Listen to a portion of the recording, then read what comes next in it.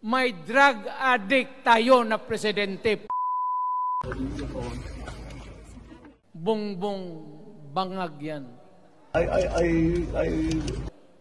Si Bongbong Marcos bangag noon.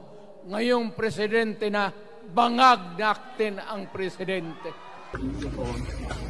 Mr. President, baka susunod ka sa dinaanan ng tatay mo. Naging kontrobersyal ang pahayag ng dating Pangulong Rodrigo Roa Duterte sa kanyang speech sa naganap na rally noong nakaraang linggo sa Davao City. Dito ay direkta niyang inakusahan si Pangulong Bongbong Marcos na isang adik at nasa narcolis noong panahon na siya ay mayor pa lamang ng Davao City. Panoorin ang pahayag ng dating Pangulo at kayo na po ang bahalang humusga. Mr. President, Ma'am Lisa Araneta Marcos, hindi ninyo ako kalaban.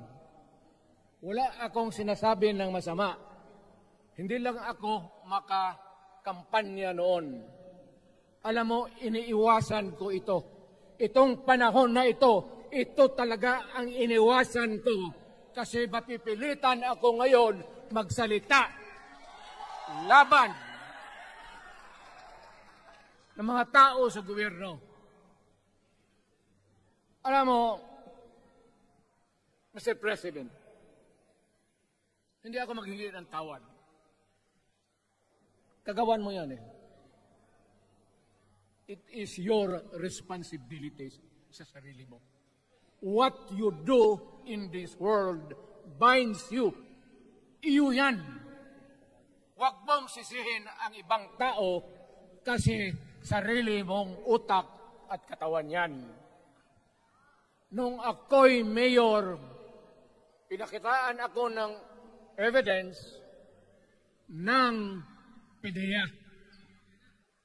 Doon sa listahan, nandoon yung pangalan mo.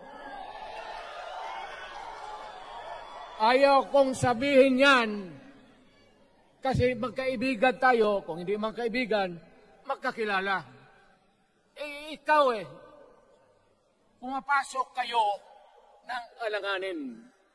Mr. President, baka susunod ka sa dinaanan ng tatay mo.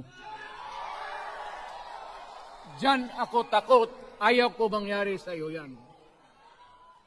Pabor lang, ako namang nagmamakaawa kasi it will divide the nation at madugo itong panahon na ito. Bongbong bangag yan. That's why sinasabi ko na sa inyo ngayon, si Bongbong Marcos bangag noon, ngayong presidente na, bangag natin ang presidente. Kayong mga military, alam ninyo yan. Lalo na yung nasa Malacanang. Alam ninyo, the Armed Forces of the Philippines, alam ninyo, may drug addict tayo na presidente.